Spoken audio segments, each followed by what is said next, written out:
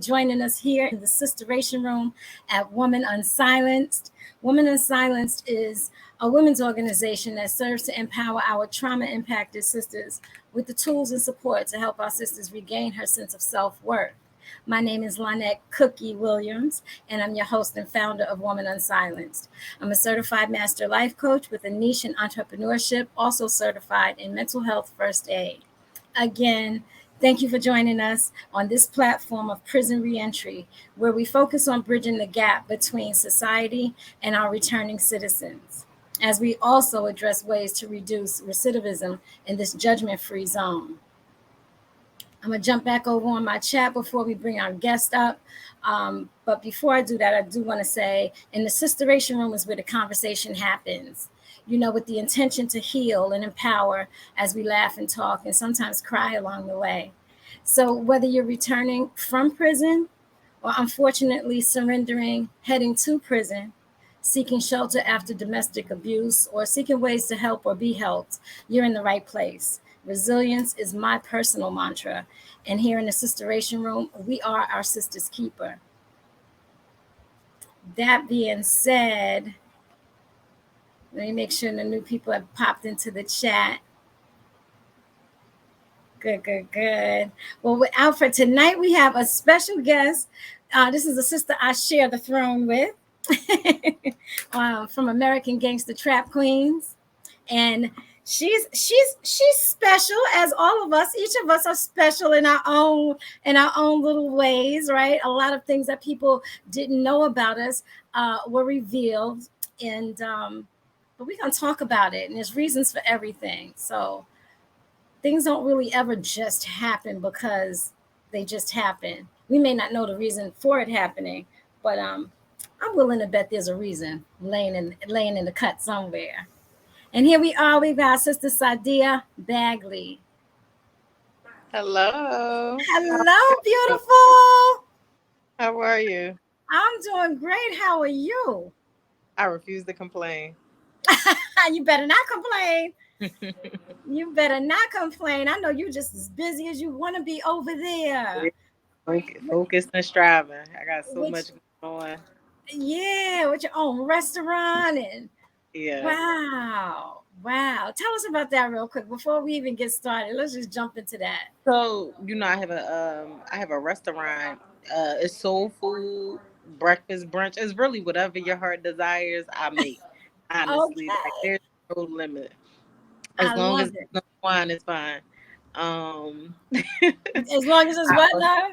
as long as there's no swine, it's fine. Oh, there you go. Okay, that's right. I can Say take. that part louder. That's Yeah. right. So listen, I want you to, before we go into, the story and we get started, tell us a little bit about yourself, a couple of like 1 or 2 minutes, and then I got questions and we can just go from there. Okay. Okay. Okay. So I'm from North Philly. Um, I have two daughters. One is 19 and soon to be 20 next month, and I have a 6-year-old. Um, it's so many facets to me. It's hard to like try to bottle it up I into the. know. Just talk So and we'll pick it up because I definitely watched the episode and you and I had a conversation. So we're gonna yeah. get through it. So So I'm focused. I have a nonprofit organization which is Lockdown Love, aiding men and women returning to society with finding employment, the best fits for them and see what they're trying to do with their future to defeat the odds of recidivism. right. That's right. We're on the same page with that. We That's right. definitely on the same page with that. Wow. So how was your day today? It was amazing. I'm here still pushing through it. Busy? Absolutely. That's an understatement. I know. That's why I didn't I press you. think they had to create another word for that in the English language. I don't think that word heavy enough. Busy? Well, Yeah. some people busy themselves with busy, but when from one entrepreneur to the next one, busy is real.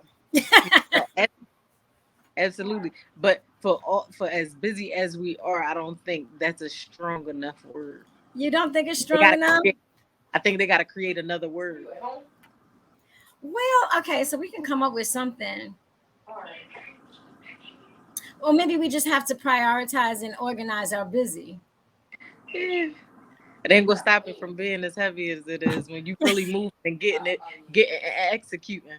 Yeah, yeah, yeah. But that's just what we do, though. You know, Of that's just course, that's naturally. that's that's part of the win, and that's why everybody doesn't win. There you go. You How about know, that? that part right there. Yeah. All right, sister. So, tell us where you're from. I'm from North Philly.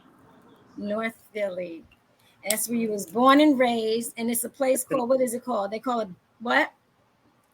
Uh, you talking about the Badlands or you Yeah. talking about? Well, I'm talking about the real, what they really call it. I mean, I know they call it Badlands in the thing, but that's not the name of the town, right? The town is Philly, Right. Okay, it's Philly, and I'm from the north part of Philly, the best part. the best part, the north part of it. All right, and that's where you was born and raised, and you lived your whole life right there in Philly. Absolutely, absolutely. Yeah, you never lived any place else. Oh yeah, I lived in every part of Philly, but I'm from North Philly.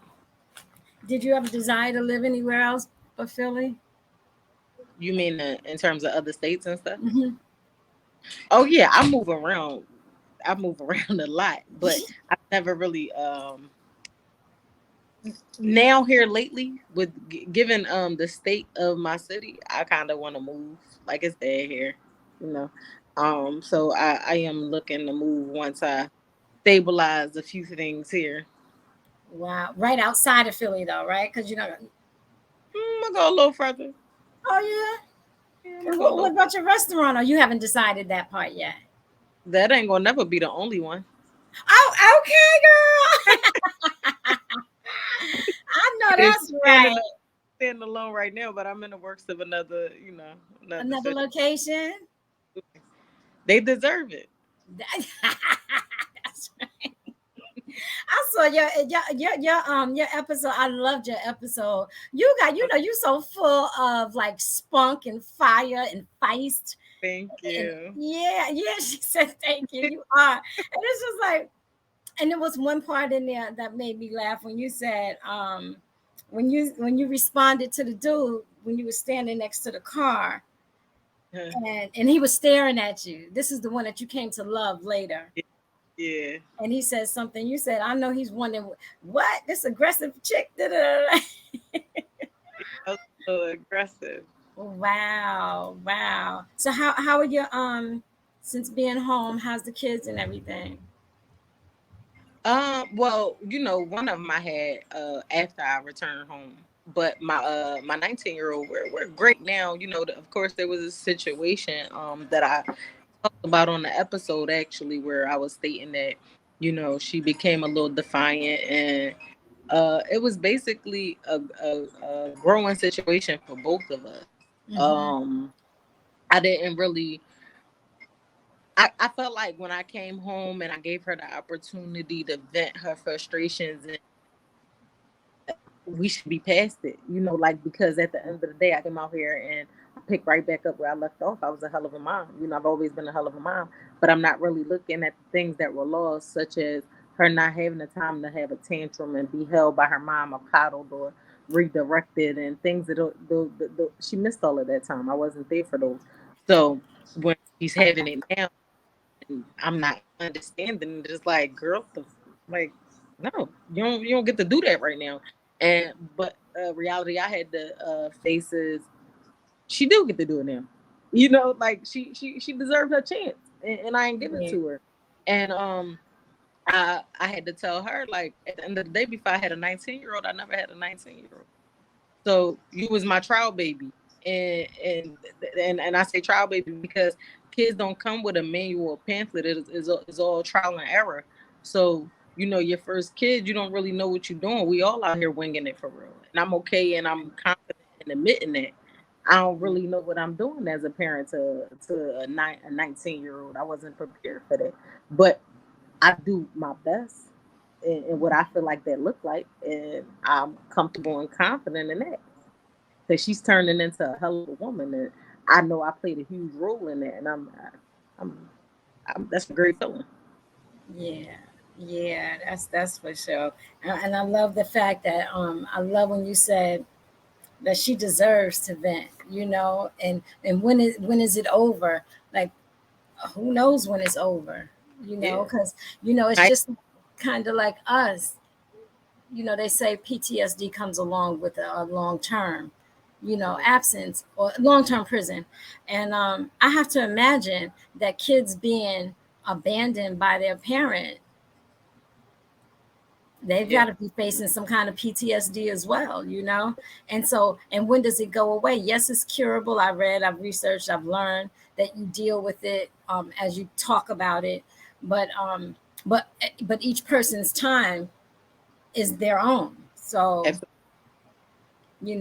somebody could say something to her and it causes her pain during a time that you weren't there, Yeah, and that triggers something inside of her to want to just lash out at you, and you're like, what's going on? Like, and I'm only speaking from my own personal experience. of course. So yeah, because mine was my youngest was 23 when I left. So people can say, I used to even say it's worse for the little kids when they leave, but nah, I can't say that.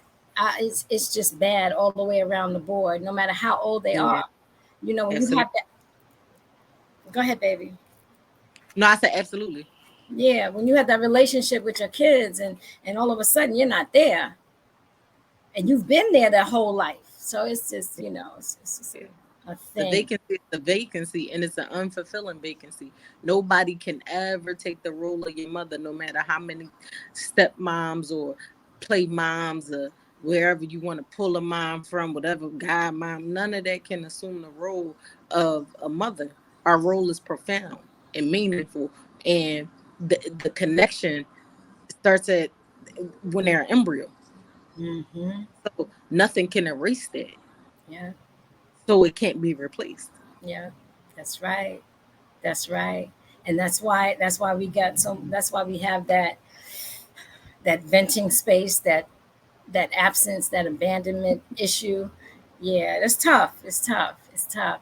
So when you were younger, um, were you raised by both your parents? My father, my biological father, wasn't in the house, but he was present. But my Okay. stepfather, he was in the house, so I was still raised in a 2 parent home. Okay. And so they both your dad had he has say in your life, or he was just present. Um, when you say in my life, such as what? Rights to tell you what you can and can't do, what That school wasn't you that going wasn't. to. So my dad is a little unorthodox, and he's really one of my favorite humans in the world. No matter how unorthodox he is, Hmm. um, parenting really came from my mom and my stepfather. That's where the structure was. Uh, when it comes to my dad, it was he taught me a lot of street stuff. He taught me a lot of real life lessons. He was the most authentic person in my life. Is that right? Is that how you are? Is that how you are framing street stuff? I'm sorry, Like, say it again. by saying your dad is the most authentic person, does that have anything to do with because he was teaching you street stuff? Absolutely. He was giving me a side of life that I was supposed to be shielded from. He was unfiltered. I remember I remember being 9 years old, right? Prime example. I remember being 9 years old and driving in the car with my dad. My grandparents had just bought me like a 2 finger ring, a chain, and a bracelet with my name on there and all of this stuff. And my dad was spoiled. They used to give him money and stuff. And I think he went to them for some money and they like, no, we just bought idea, all of this stuff. And he's like, we're driving in a car and he's at the stop sign and he's like, if I die today or tomorrow, what you gonna do? No, I'm not gonna cry. He like, wrong answer. I'm like, he like, who gonna take care of you? To me, that was simple. Wait, I missed Me and it, baby. you. You kind of your sound went low. Can you hear You me now? Yeah, you were driving because you kind of frozen and not. But you said y'all were driving in the car and He said he stopped at the stop sign. Did you hear the part about the money? no. Okay, so we were in a car. He had just asked my grandparents for money, but they had just bought me like a 2 finger ring, a chain, and a bracelet with my name and stuff. So they're like, no, we just bought Sydia all of these things, easy bake oven and all of this stuff. Like, we don't have it for you. And he's like, he kind of had an attitude with me, and I didn't know at the time because I'm a child. I don't really care. It's Right. none of my business. But when we get to the stop sign, he turns to me and was like, if I die today or tomorrow, what you gonna do? And I'm like, cry. He like, wrong answer. Who gonna take care of you? To me, that was simple because my mother and my stepfather was the one who took care of me for real. Like everything he was doing wasn't like really taken care of. He like bought stuff that was like toys and stuff. Like it wasn't really taken care of. So I was like, my mom. He was like, she died. I'm like, my stepdad. And he was like, he died and then the pop-up died. First of all, I don't even know why the hell these grown people dying, but I don't know. And he's like, that's the wrong answer. You gotta learn how to get some fucking money. And, he cursed me out. And I'm just like, oh. But it's something that resonates with me because the reality of life is I gotta learn how to get some money. Ain't nobody gonna be around. Who can I turn to? It was a life lesson for me. And some people may look at it, wow, he was so wrong. He was so this to a 9-year-old. He gave this 9-year-old ambition. I started selling everything. Anything you could think of. I was going to store for people, whatever would get me some money at that young age, I did. And that was motivated by what my father told me. And it was situations like those that really guided me. Even when we talked about boys at a young age, I'm not really interested in that. But the things that he told me were things that guided me to be the way I am now. My strong will and all of that stuff. Those are things that are moral that really came from my father. Let me ask you a question. Okay, so daddy gave you that he ignited your drive basically to Absolutely. go get it and to be ambitious. Absolutely. And so I'm gonna ask you, do you think the lessons that he gave you and the examples that he gave you, do you think that led you to crime as opposed to becoming a legitimate entrepreneur, or as opposed to getting a job in a field? Being a product of my environment led me to crime. My father, not so much, because like I said, when I initially started out, I was baking goods, I was going to the store, I was doing other things as a kid to get money. It was the seeing what was going on in my environment and learning how I could capitalize off of it that made me go to crime. Okay, so when your dad was giving you these lessons, that's when you went and sold candy at the school. Right. I'm getting this Yeah, episode. Okay. All right. All right. All right. All right. I just wanted to make that clear. Yeah, absolutely. Yeah. And so, how long was your dad around when you were getting for him to give you these lessons? My dad went to prison when I was 13. He was 13. Yeah. Wow. How'd that make you feel when he because 13, like we know what's going on at 13. Yeah, Like what happened? it made me feel it was a hard pill to swallow because like I said, he was the rawest person in my life. I could tell him, like, I remember cutting school one day and running into my dad, and he's like, fuck you, why you ain't in school? I said, I ain't feel like that shit today. You know what I mean? Like, I ain't feel like that. Like the teacher pissed me off. I wanted to beat that bitch up, and he laughed with me. He said, crazy shit, you better get somewhere because mom gonna be mad as shit. Them Trump people come out, all of this stuff. Like the conversation he had with me, he ain't scold me or none of that. He like, you better go to fucking the house. You ain't gonna be out here doing these hours that you ain't supposed to be. You supposed to be in school. Fuck is you going your way to anyway? You know what I mean? Like stuff like that. It wasn't like, oh, you better get to school. He was my guy. Like that was my dad was my friend. He was my dog at the end of the day. So, he'll tell me like, yeah, you think the grades gonna keep them grades up? you keep us in your day. That's on you. He'll say stuff like that. It wasn't no school. So he definitely told you to keep your grades up and stay in school. Yeah, for sure. Yeah. Those was really his proud moments. Yeah, you look badass smart. Let me see. What you got on that report card? So wait, okay, wow. So how did you see your dad? Did your mom take you to see your dad? Who took you to see your father? My dad would come see me. My brothers and sisters would take me to my dad. So my grandparents were, pretty wealthy, well off. They would, if one of my brothers took there, they paid them to see me. I'm sorry, say that again, baby.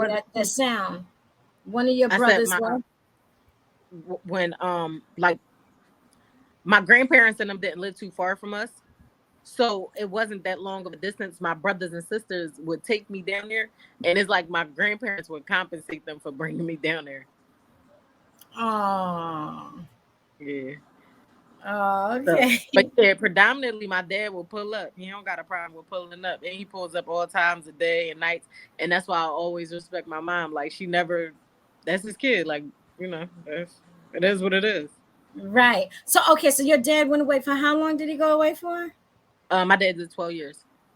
He did 12 years. So when you was 13, you talking about him pulling up? That was after.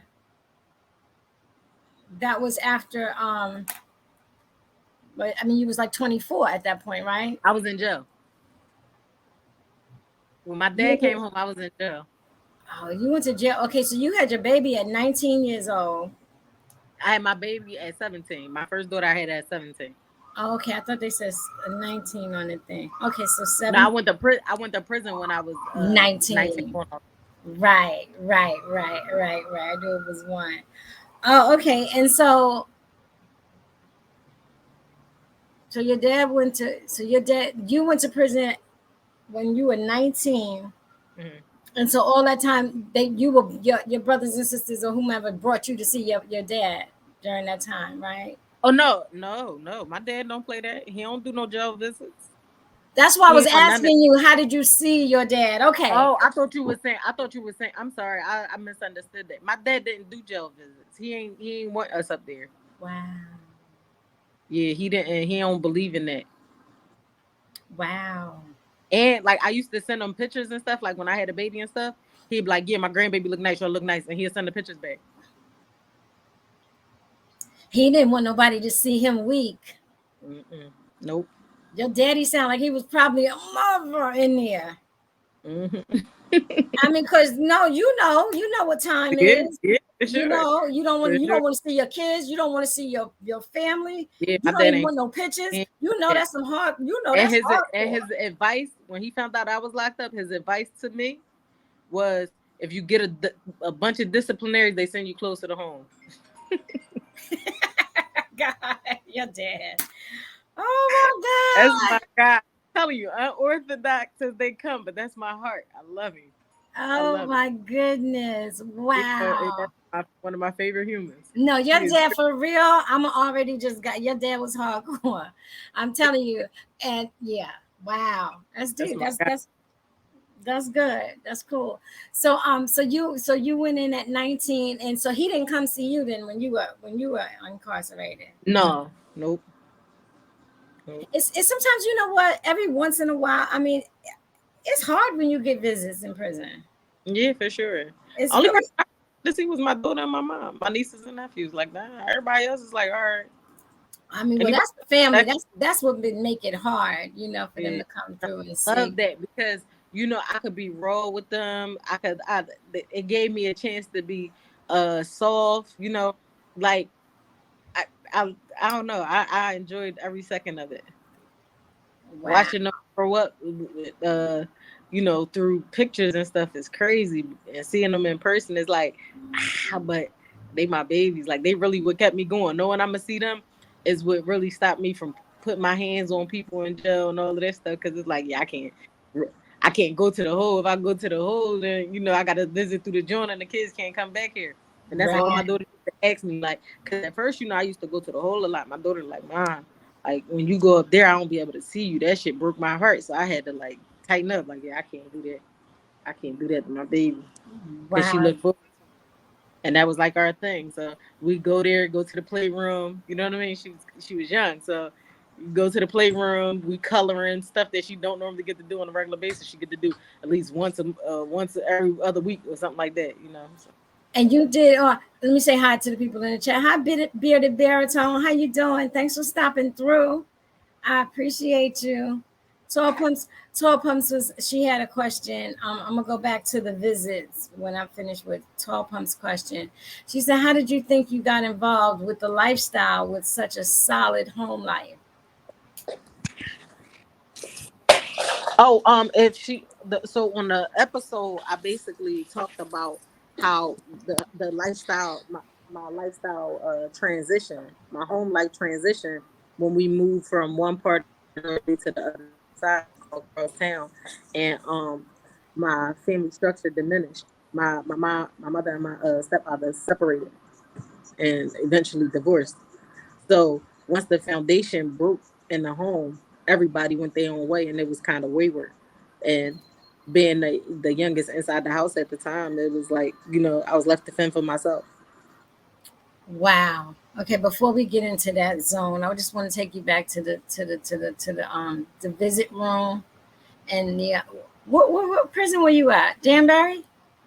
Well, I did almost 3 years in Philly FDC, and then I went to Danbury, Connecticut. Yeah, I just served Oh, the remainder of my time, the 7 years, my time in Danbury, Connecticut. that's a long time in Danbury. Yeah, yeah. Danbury's tight. I mean, you got one hallway in Danbury. Like that's crazy. That's Oh no, I crazy. wasn't at the camp. Oh, you weren't in the camp. Where were you? Oh, that's No, I when it was in was the the FCI. SCI over there. Yeah, I was in the FCI. Oh, okay, that's Yeah, different because that camp is tight, girl. yeah, That camp is one long hallway. It's just kind of, it's a yeah. cuckoo's nest I was, setup. I was a bank robber. I didn't have the That's luxury of right. being a low. I didn't have But had the you, luxury of being a low facility. but I ran into some bank robbers, but It wasn't no. they weren't I don't think they were brandishing. Yeah, they had to be bank writers, like the notes and all of that. No, they were in the mix. See, because after you came out as I was going in, I believe you said you came out 2012, 2004, 14. No, 14. Yeah, Okay, things changed after that. yeah, So you could only go at that point, no violent offenders. And when I say violent offenders, I mean offenders that had the violent charge attached to yeah, them. yeah, for sure. Because it doesn't mean that you were a violent person just because you got a charge that Of labeled it course, violent. I, absolutely. I used to hate when the sisters held on to that. You're not violent, girl. Yeah, Stop. right. Would you go ahead? What you talking about? Like, Well, stop cutting up. They be why cutting up, you don't they? why you want to paint yourself with that? That's not who you are. I'm looking at you. I'm talking to you. You're You not gotta violent. relax because you saw for real. You know what I mean? Like, come on, sis. I see it in your eyes.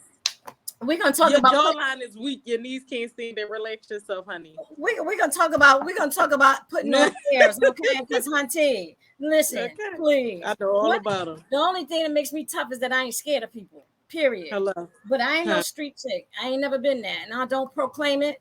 But don't fuck with me though. You know what I'm saying? Because I mean, oh, did I say that out loud? But You I did. stand for me. I stand up for myself. You know what I'm saying? I'm not Sure. scared. I've You're never been supposed to. scared. But sometimes the violent offenders wanted to have the cloak on. It's like, Uh, stop it. That's not who uh, you are. I see you, for sure. sister. You gotta Got it. stop. Yeah. They cut up. They cut up real bad. Yeah. God bless him though. We all had to do whatever we had to do to get through that. Yeah, But for yeah, so sure. things did change after you left. And Okay. yeah, because they were having the sisters with the violent offenses in in the camp. Oh, okay. In the camp, yes, definitely in the camp. And then, because if you had 10 years or less, you could go to camp.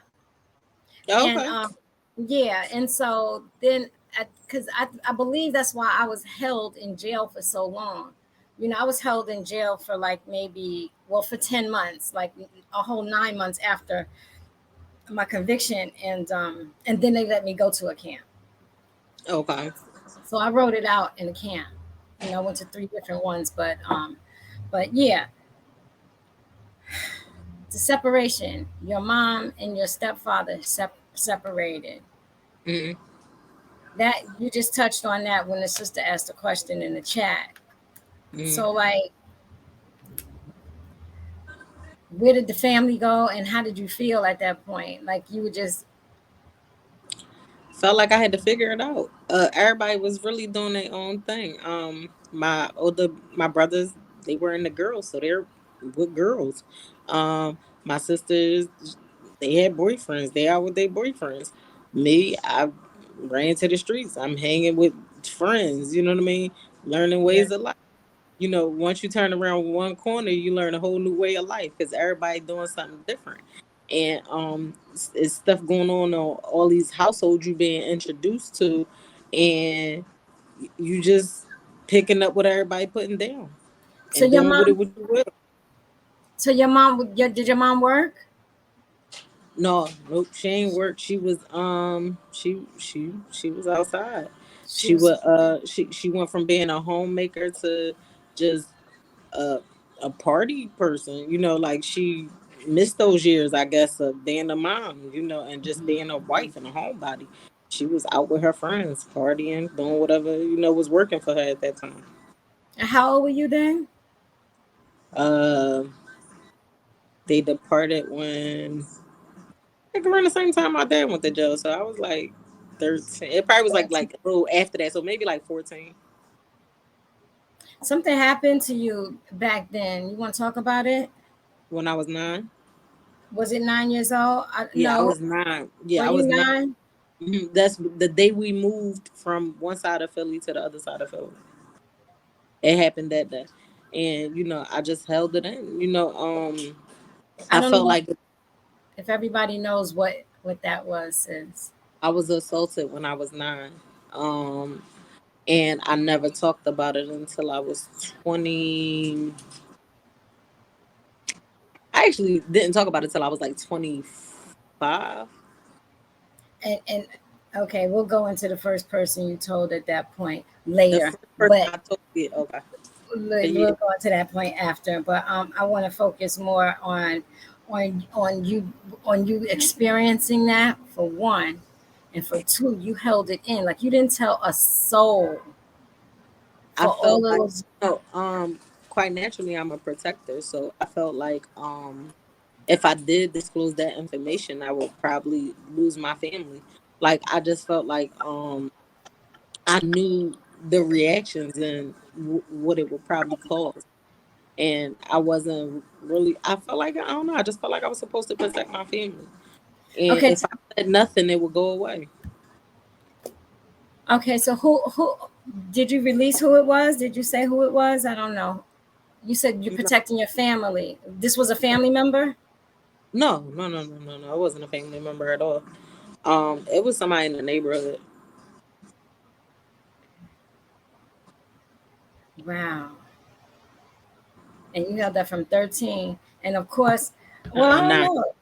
From times you was 9 years old. You know that picture in that they had you looking like you was older in that picture. What's up, Stirs the Soul? Thanks for dropping in, bruh. Hey, YouTube, I see you out there. Thanks for being a part of the stream. Facebook, thank you guys for joining us and listening to the story to our sister Sydia Bagley. Okay, so Sydia, when you were talking about when that happened, you went home like, and the reason why I want you to talk about this is because somebody out there listening, it may make a difference to them, you Hmm. know, and it may encourage them to say something, or it may, it just may impact them in a way that they need to feel. What was your question? So what made you? I mean, I know you say you were a protector, but like, how could you hold that in all that time? Honestly, I don't really. I don't really know how I just did it. It's no real. It was no real method or no real plan that I had. It's just that it was an embarrassment for me. So it's like it's so many emotions, and I could make up a million reasons as to why, but I don't really know. I was a kid. I just knew, like, Um, I didn't want to feel. I didn't want my parents to feel like they failed me. I just know I didn't want to be embarrassed by that because it's not like it's something that didn't. I never heard happen before. I just know people used to get scrutinized. There used to be so many things. Wait, Teachers you breaking up, never baby. told me You about break it in school. you breaking up, sweetheart. You broke up through that whole thing. You broke up through the Mm. part where you said where you were saying that you didn't say anything because There were a lot of mitigating factors. It's like I knew people that it had happened to that were scrutinized or alienated. Um, I didn't want my family to diminish. I didn't know how it would be received. I didn't want to find out. I didn't really want to say I really know exactly why I held on to it right. would be a lie. I can't really say why I did it. I just know I did it as a protection for myself and my family, really, because it's something. It's not. It was embarrassing to admit. I didn't know if I did something wrong or things of that nature. And I felt like if I just stopped, if I didn't talk about it or things like that, then it didn't exist. So I always wonder why, I always wonder why we always feel like why are we made to feel embarrassed? Like, why do we feel embarrassed when something like that happens? And it's like, it happened to us. And it's our culture. hmm It's our culture. yeah, We don't know any better because more often than not, it used to come from relatives. So you're taught to suppress that, and you're not supposed to speak about it and be silent about it. So it's our culture. That's exactly what it is. and so how do you feel these days now? Because you got a young one. So how do you feel these days when I ask all the questions. First of all, I'm conscious and cautious about where she goes. Um, I'm constantly having conversations with her. I have all the hard conversations. There will be no stone unturned. I've taught my babies how to wash themselves thoroughly at 3 years old. I had a cousin who used to be like, "Girl, your kids ain't no joke." They'll yell if you come in the bathroom with them. I remember having a conversation. I was in the bathroom. She was bathing. My daughter was 3. She was bathing. I had the curtain drawn, and I'm sitting on the toilet, and I'm on my phone. And my brother walks in, and she starts yelling, and she wraps herself in the curtain. Ah, get out, get out! My brother like, I didn't even think about you, and he wasn't. Of course not. He's looking at me. He's talking to me, trying to have a conversation. The conversation was nullified because she wasn't having it. And he's like, right? tell her to stop. And I'm like, no, I'm not going to invalidate what I told her to do. She's doing what she's supposed to do. Now I step out and talk to you, but yeah, she's doing what she's supposed to do. That's And right. That's it was right. like with my first one, the second one, I asked all the questions that was never asked.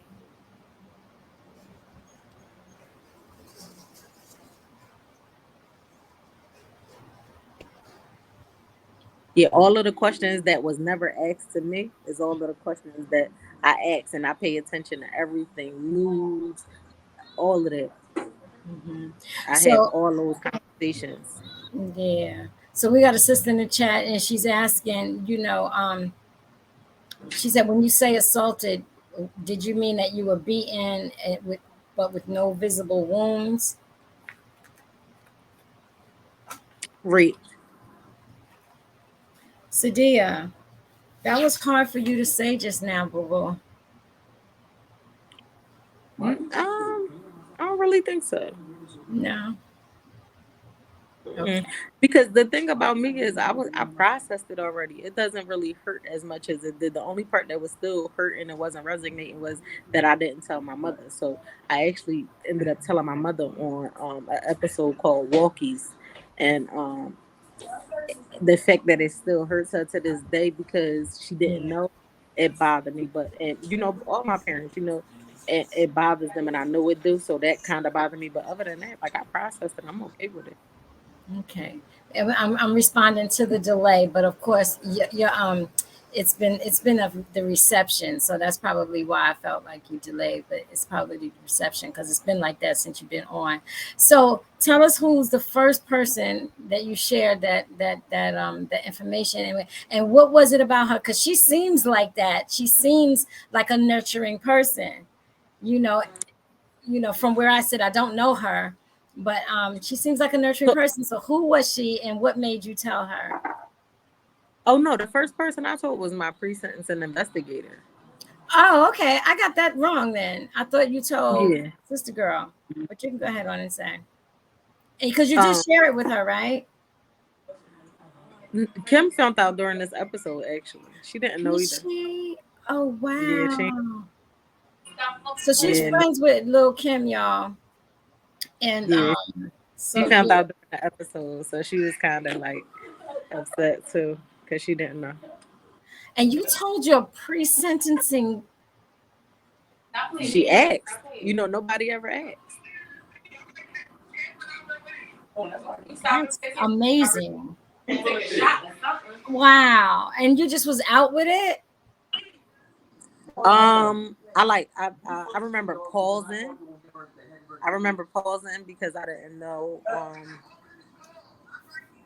I was just stuck. Like, damn, like nobody ever asked me that, and I said, yeah. And she looked up like, wait, really? And it was like, yeah. Wow. And what did she say when you told her that you never told anybody? I'm sorry. What did just the pre-sentencing supervisor say when did she ask you if you ever told anybody that? No, I said no. I told her I never told anybody that. Hold on 1 second.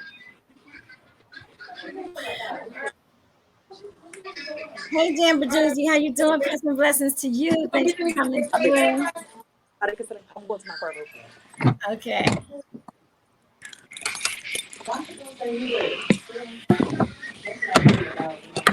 So Tall Pumps is saying that's definitely a cultural thing. Um, yeah, she understood. Okay. She said, I totally understand her thoughts on that, even at a young age. Yeah. For no and then someone else says for no one to ever ask is almost criminal to itself. But Stars itself, how do you feel like that? Nobody Well, ever well, asked I was about to me. say I can't really say it's almost criminal because you're not really thinking when you don't think there's no danger in the home. So when you're not exposed to certain things, it happens. So I'm sorry, I didn't really explain the situation. Right. Um, my You, parents we were moving to baby, are you working with the darkness? yes. Okay. I lighten it up for you guys. Um, Okay. so There you so go. I was moving. We were moving, and uh, I was the youngest in the household at the time. Um, they didn't really want me in the way. My mom had paid for one of my brothers to go to Donny Park, so with the playground, with our local playground and our community leaders. So I ended up going in their place so that I wouldn't be in the way. So when I was to return home, I was supposed to go to a neighbor's house and wait there until my stepfather got off of work to pick me up. That's not what happened because I'm sitting here with this older lady, boring, watching Wheel of Fortune, all this foolishness. I'm an active child. I didn't really want to sit there, so I asked her, could I go to the store? And when I left out, I was really going to the playground. So I went through this shortcut that we normally go through um to get to where to get to the playground instead of going to the store. So it was me being rebellious that really got me in that situation. It was my negligence. Another reason why I wasn't, I didn't want to tell on myself, because quite naturally I'm at fault to a degree because you still should, you still shouldn't be raped or any of that stuff or assaulted. But when I was walking through the alley, I was snatched from behind. That's what occurred. So it wasn't really a situation where my parents would have to ask me on a day-to-day basis. In the world we live in today, I feel like it's a question that you got to ask everywhere. I don't care where the kid. I asked about daycares and that, from the time my babies could talk. They didn't go Right. anywhere besides with my parents anyway, with my mother or my sisters. But I ask the questions and I tell them about good touch, bad touch, and all of these things. And I make them comfortable with telling me anything. I don't care if it's the way somebody spoke to them, if they felt uncomfortable with a person looked at them. And the vibes children get from people are real. You know, when kids don't mess with somebody, it's a reason behind it.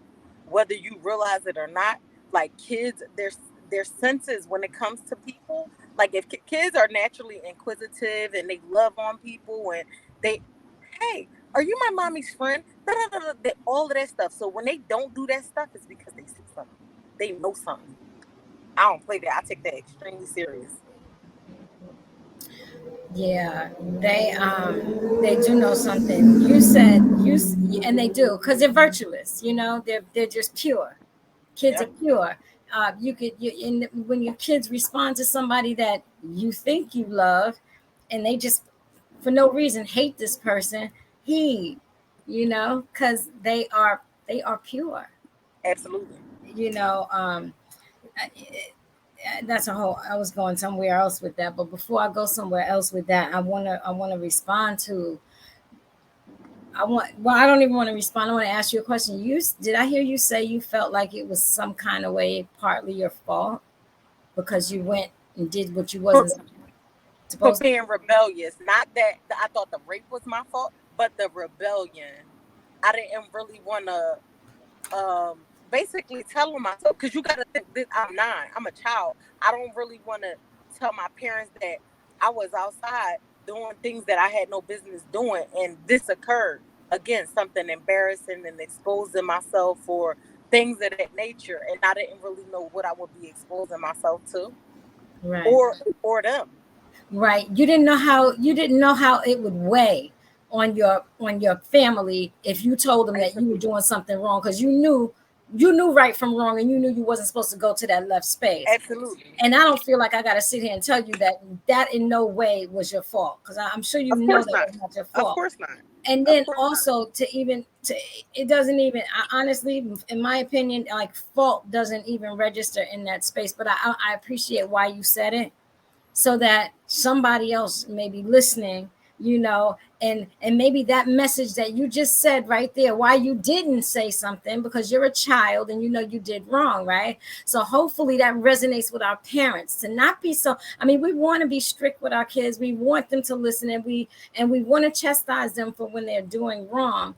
But maybe that's another area we need to look at. We need to look at how we chastise our kids, and we need to let them know like what is most important. What is most important is that honesty is most important, and know that I'm not going to pull a switch on that ass because you went to the left and you actually got hurt along the way. So it's kind of like, and my kids are grown, so I don't have this, and thank God they don't need me to help them raise my grandson. Me and my grandson just hang out. But that's something for our parents to really kind of you know Absolutely. process and take in. When And it comes to, am I a disciplinarian? I'll discipline my kids, but they're confident enough to come to me about anything, no matter how wrong they are, because I make them understand. I don't care if you did wrong. I don't care what occurred. We're not going to focus on the repercussion of the action.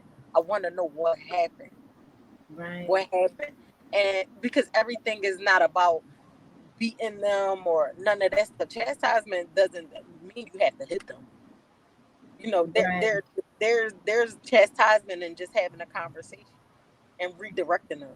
Exactly. And that's it right there, redirecting them. It's like what, because like what made you knew you wasn't supposed to go that way, but that would have been the conversation maybe years later. you Later, know. for sure, later. Right. That probably would have been a conversation years later. But during that time, and you're a child, so of course you don't know that. Of course. Or you can think about, because I'm sure your sounds like your parents taught you to be responsible. You knew better than to go in the other direction, and this is why that happened.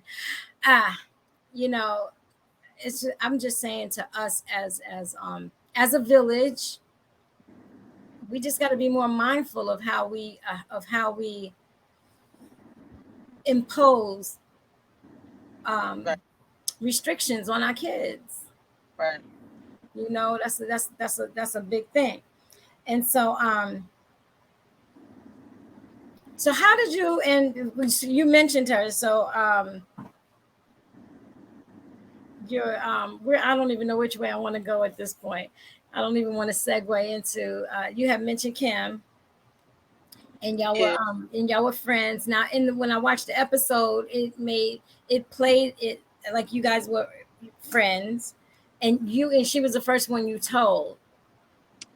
Not that she was the first one I told, but I did share a lot of other things with her. She's definitely she's my sister. That's more than a friend.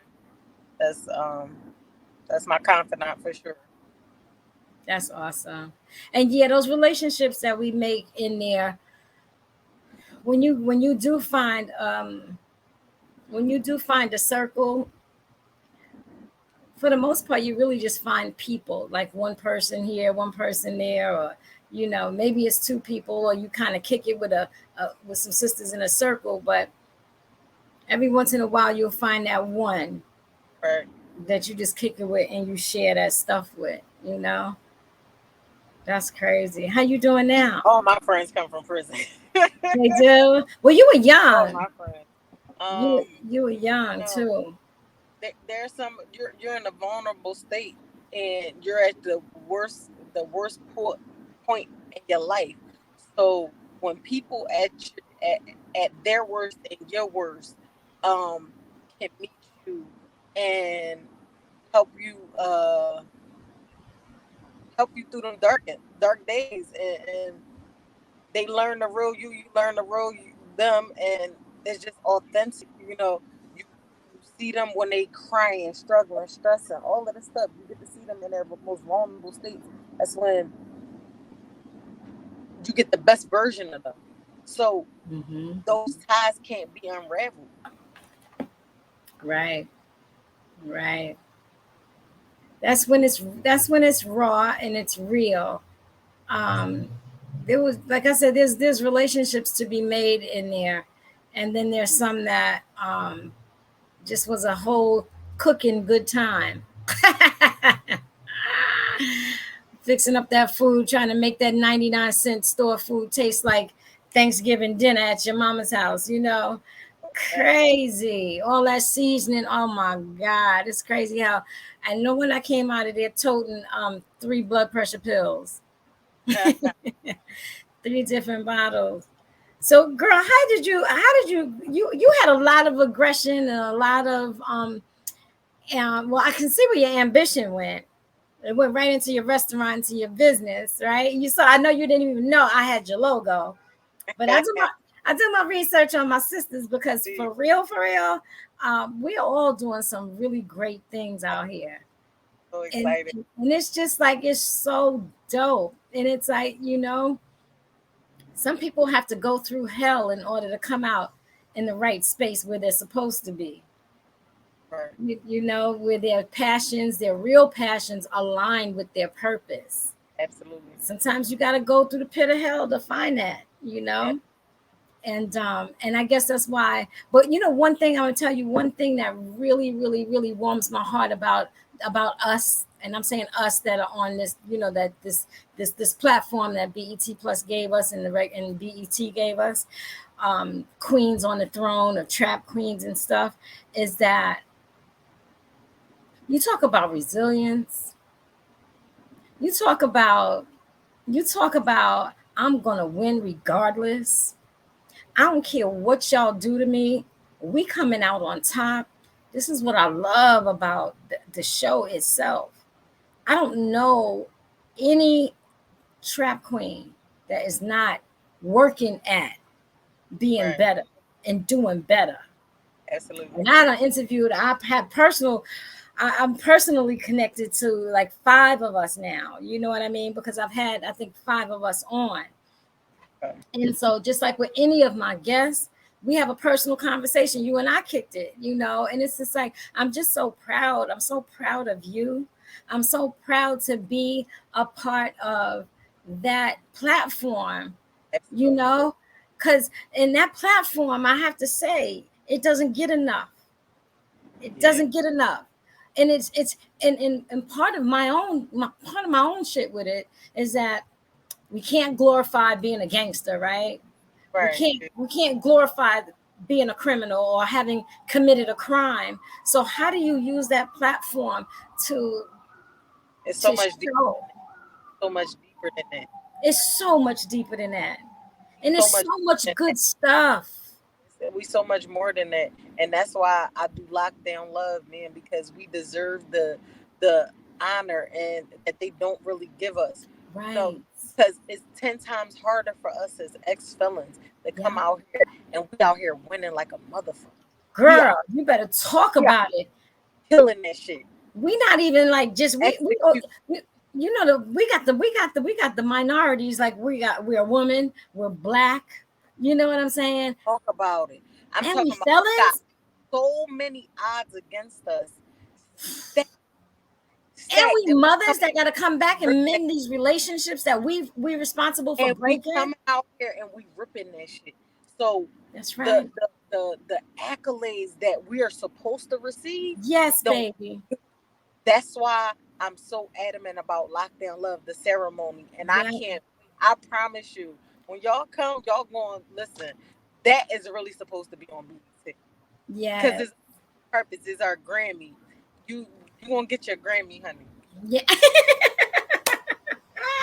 Listen, and that is why, like, I had to pause. I couldn't go into, like, I had business plans. Like I always say here, I had my business plans. I was going to come home and this is what I was going to do, build my bank back up. And this took me, I didn't even plan.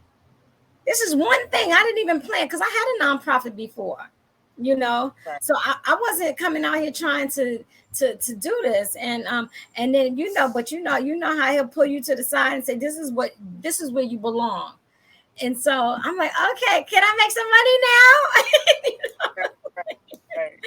now? But to God be the glory. This is I'm right where I'm supposed to be, and of course all other things are working in my favor. And I know they're working in your favor. Your restaurant is dope. I can't wait to come out there. I think I'll be out there before you even know it. One of my closest, I think my son is moving out there. Okay. Not my oldest one, my youngest one. So I'll be out there, girl. Okay. I can't wait to come through. And anybody in the chat, y'all got some questions? Oh, Stirs the Soul says, he says, where's the restaurant? Girl, where's the restaurant?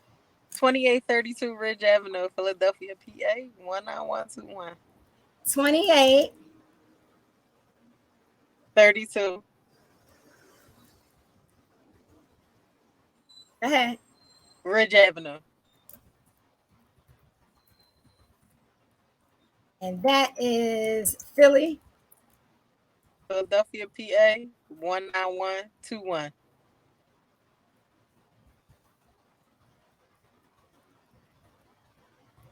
And yes, they are. She's attached to Grubhub. Oh, let me put this in the top right here. It's called Size Palace.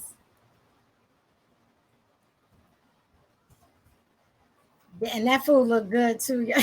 Okay. The pictures, yes, the pictures look good. It definitely looks good. But yes, sister. So that right there, that place, that space that we just went into, I definitely want to take us on a little trip there. And I want to pull, I had Miss T on here. I had Yana from, I think, second season. She was on here.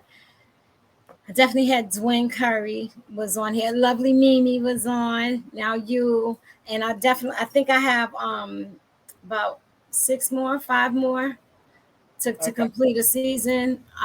But I definitely we're gonna do something to pull it all together. and we're gonna chop it up and we're just gonna kick it. And we could do that. Or I don't know what you have planned over there, but we're gonna maybe probably in New York we'll do something. Okay, I look forward.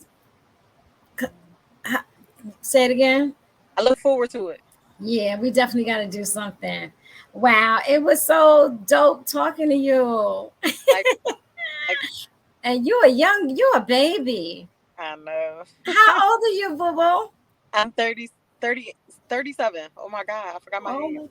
my God. You are 37. You know what? You know one thing I learned about when I went away, and you're my oldest son's age, right?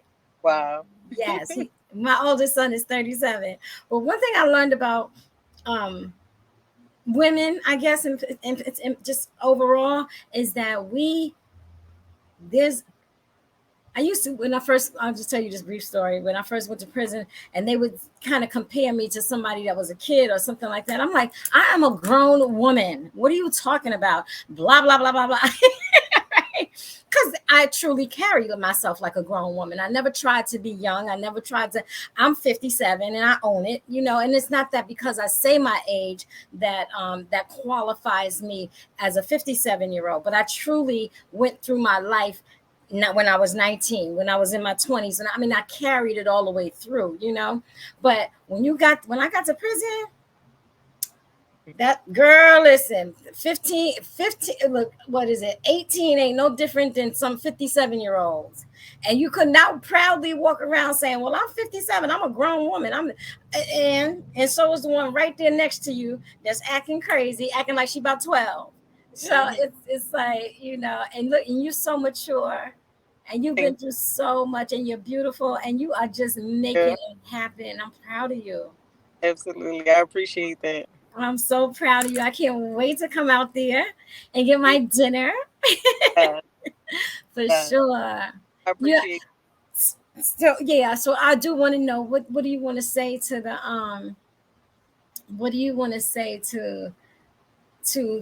young women that hide from their truth?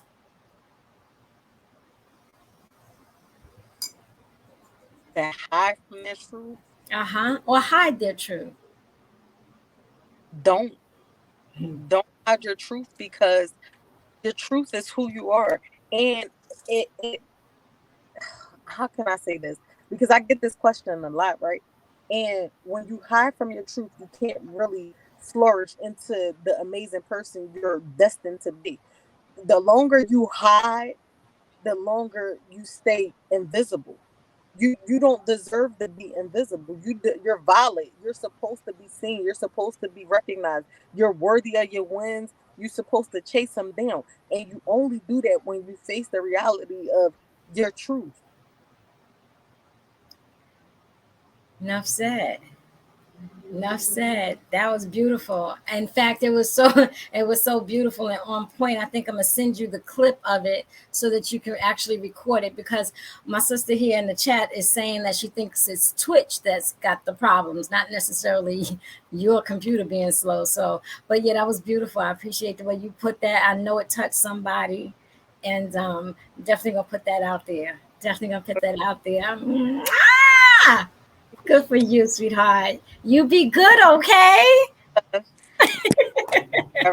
All right, my love. I will see you soon. Absolutely. You be good. I'll talk to you soon, baby. Okay, bye-bye. Thank you so much. Aww. Wow. What an awesome young sister. I'm telling you. Yeah, we kind of got off into that place of somebody out there on YouTube is watching, and we got the and they put the address to, I must have put something in there wrong. Thank you, YouTube, for putting her address, the address to the restaurant out there. I don't know who that is on YouTube. I can't see the name, but thank you.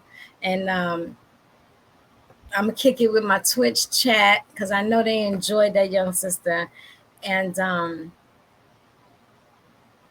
I did too. I particularly loved what she was saying about the sisters on that platform. It really is.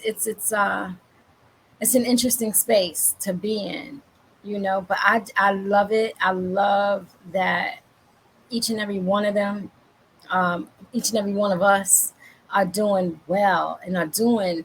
I'm just gonna put God in it, or just I'm just gonna say that because that's who I serve, and doing God's business now, you know, and each of us, the ones that I've talked to in particular, are all right with not being rich right now. You know what I mean? Which is that's special in and of itself, because it can't be about riches and things, and it's got to be about that center, that core, you know. We'll get into that another time. So that's in one of my coaching sessions. We'll go there another time. So I appreciate it, Sydia Bagley. I'm going to say good night to Facebook. I appreciate you, Facebook, for being out there. Keep supporting. It's dope. I see you watching at the end of the show. YouTube, thank you so much.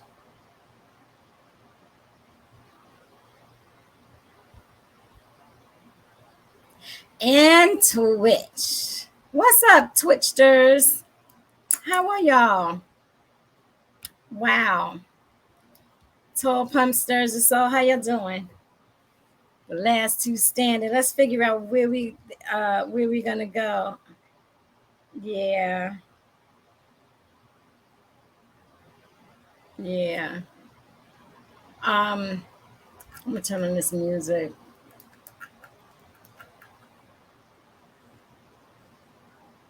I also meant to say that she went to school for culinary arts. That's where the restaurant idea and what have you came about. She's also a community activist.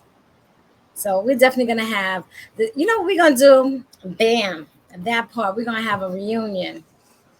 And it's not even a reunion, it's gonna be a coming together, like a gathering, because we didn't all meet. You know, it's not like one of those reality shows. We didn't all meet. But that's how we gonna do that. What's going on?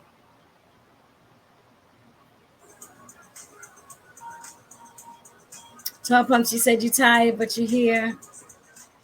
Thanks, girl. Thanks for loving the interviews. They're making some noise. I didn't tell you guys, but at the end of these podcasts, of these streams, I actually I download them and I split them, so they're podcasts now. Yeah. So we're working on. I got a crew. Thank God I got a crew. I've got a crew, and we're working on separating the live streams and putting and applying them to the uploading them to the podcast. I wish I could show you guys the cover for the podcast. It's dope. But we'll do that another time. Thank you, lurkers out there listening. The She Union. That's cute, stirs. I like that. We'll come up with something. Okay, let's forward our um our six spokes to somebody.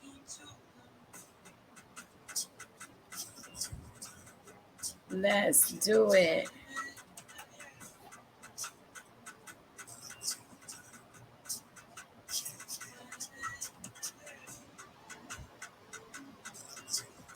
Um,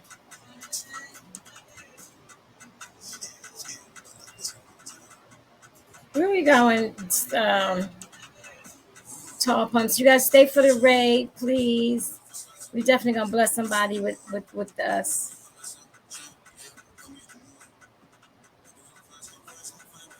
Let's Tall pumps. Tell us where we're gonna go, and I'll do the raid. I'll set the message.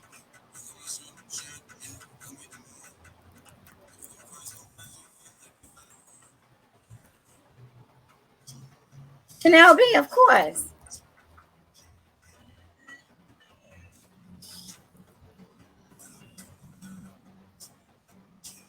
There's a lot of people not on tonight. That's interesting.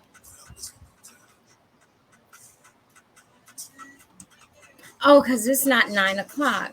Oh, Hot One is on, but we're gonna go to DJ Chanel B tonight. That'd be good. It's slingshot time already. Well, we got 10 minutes, or so. Come up with something. Talk to me. I haven't talked to you in a minute.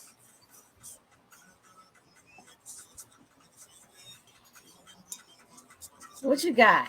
How was your? You know what? What was I want to say here? How was your interview with Honey Flo? I wanted to see that. I just couldn't. I just wasn't available. I really wanted to see that. Copy and paste the raid message. I guess I gotta put something in there.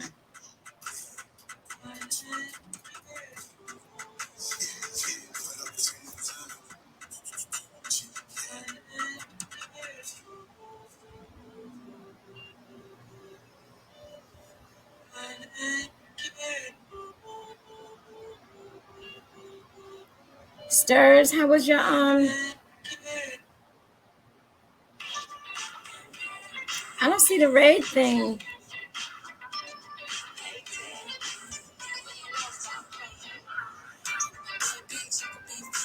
I'm gonna look for it.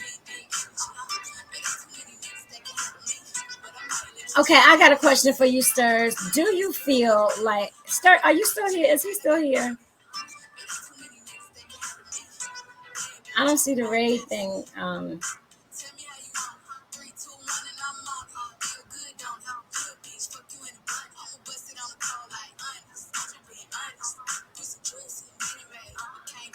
don't see it. I'm just gonna put the raid in there.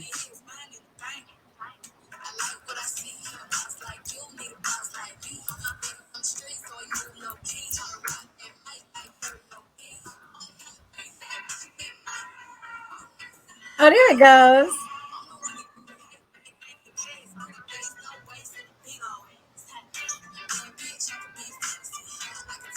Oh, there it goes. Okay. Oh, there you go, Stirs. Oh, okay. I was gonna I know we didn't have our chatters tonight. So, what do you think that when we were talking? I don't know if you were still in the room when we were talking about the American trap queens having the that deserve some recognition. Is that like a controversial space to enter into?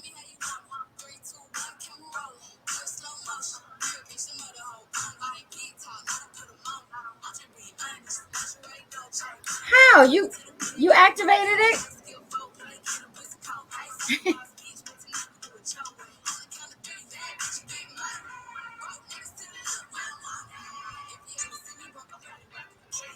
Okay, Tall Pumps, let's roll. Stirs, so we'll talk about it another time. Hang out for the raid, y'all.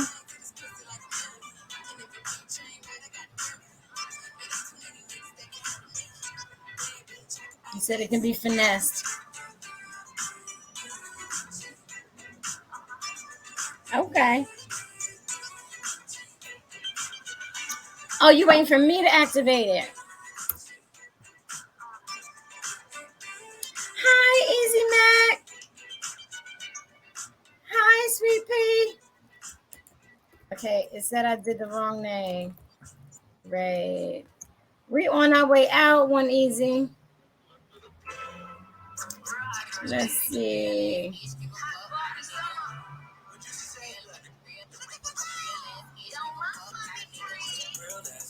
Okay.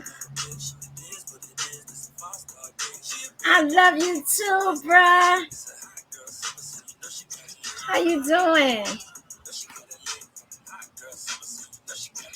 Yeah, thank you for your 100 bits, Easy Matt. It's so good to see you.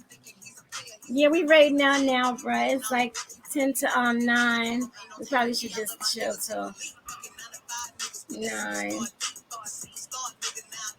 Okay, let me get to DJ Chanel B.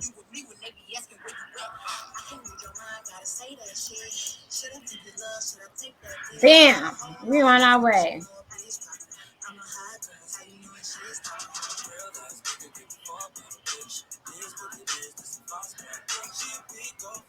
Here we go.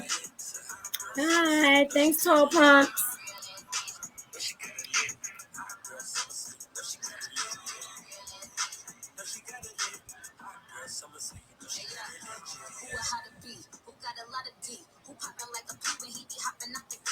I will see y'all next week when we have Raina Ryan. For sure.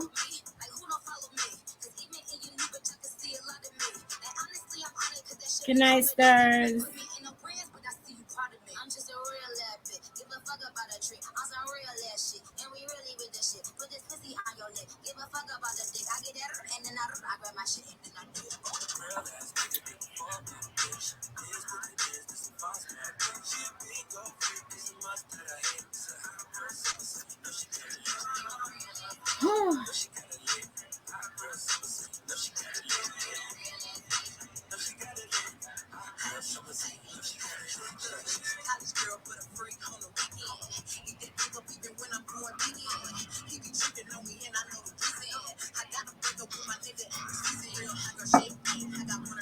Oh, Tall Pumps. We got the Shopify is up, and we're gonna drop the Shopify next, I believe next week. Because I know you wanted the there you go.